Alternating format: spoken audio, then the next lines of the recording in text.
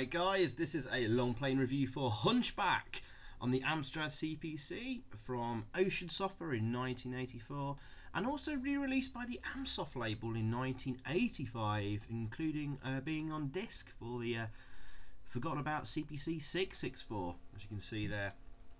Now this is an arcade coin-op conversion. Check out my previous video to see a long play of that.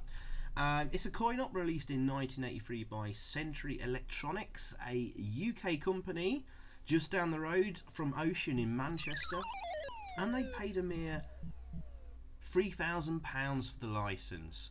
And we're actually playing the Amsoft version here, which I don't think is any different to the Ocean one. Very basic title screen, and we're just reading the instructions there. Joystick controls hero, press fire to jump, score each phase, hero wins a bell each time he completes a wall, 5 bells gives super bonus, and that's your lot for the title screen. Now I'm going to do a couple of loop throughs of this game. There isn't an ending as such really, and this is the first screen. Very simple stuff. Just like the arcade original, it's a single screen platformer. Start at the left, get to the right hand side of the screen and ring the bell.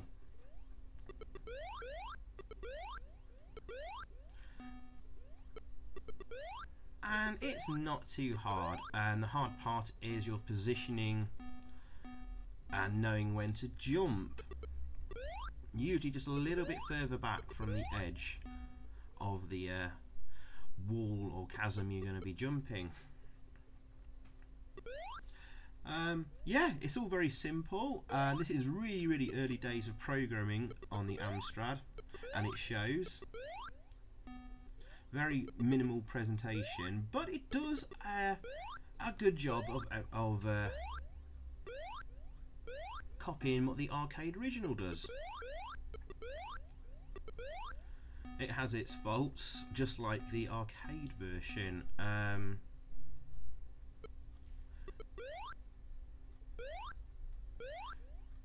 The moving objects you have to avoid are perhaps a little easier than the arcade version, but the collision detection is a little less forgiving, and you have to jump perhaps a few steps back from the edge, as I mentioned already. Now these bells are a little bit annoying. Just imagine there's like an invisible platform underneath your feet there, and move a little bit too far off and you'll fall down. So that's why you might see me moving left whilst on a rope, because you have to move right and jump move right to jump right, and if you're too close to the edge you'll just fall off immediately. And actually that is the end. We have just completed it. We've just done the first loop through. What's missing on this version is there's no end of the castle wall section where you see Esmeralda that you're trying to rescue, which is a big minus point. And it's also missing the final screen in the bell tower, which the Hunchback 2 sequel used as the basis for that game. And maybe I'll do a long play of that another time. Okay, so we're doing a second loop through here, and it's exactly the same as the first loop through. It doesn't seem to get any harder. The objects and enemies don't seem to get any faster. Okay, so the programmer. In most places online, the programmer is listed as Christian Urquhart, who also later for the Amstrad did Daley Thompson's Decathlon, Little Puff in Dragonland for Codemasters, a Snoopy game and a few others. However, the Hunchback article in Retro Gamer magazine, issue 151, talks about Ocean's Paul Owen working with Christian on the game, but doesn't mention if that's the case for the Amstrad version. But the game was successful on release, with C&VG magazine listing it as the 6th best-selling game of 1984, and quite a few Hunchback clones came out after.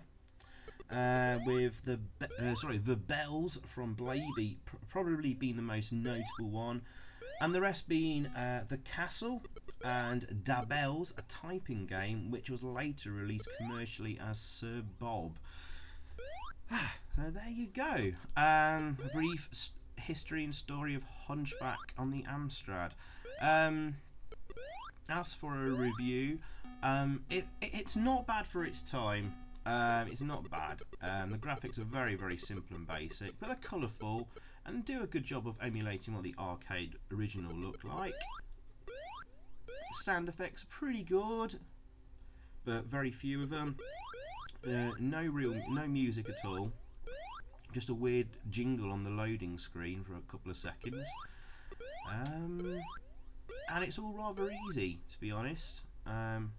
You can pretty much run through each level holding down the right arrow key or the right of your joystick and jump through the entire game, apart from the swinging over the chasm bit of the rope, which is done pretty well as well. And that's it really. It's not brilliant. Great bit of nostalgia, a lot of love for this game, and the knight there has finally climbed the wall. I think he's using a sword here. In the arcade original he has a flaming torch. And there, we've died. I've just been killing myself there, and that's game over. For a review score, I've got to mark it down, I'm afraid. It's missing a lot and it's too easy, and a bit naff. So I'm going to give this a 4 out of 10, but it's still a good game, still a good fun game. A bit of nostalgia for you, lots of love for this game. There you go. Thanks for watching, guys. See you next time. Goodbye. So thanks for watching, guys. I hope you enjoyed that. If you did, please click a like below, leave a comment, and also subscribe if you haven't already. And over that way, there's another video for you to check out. Zypho, out.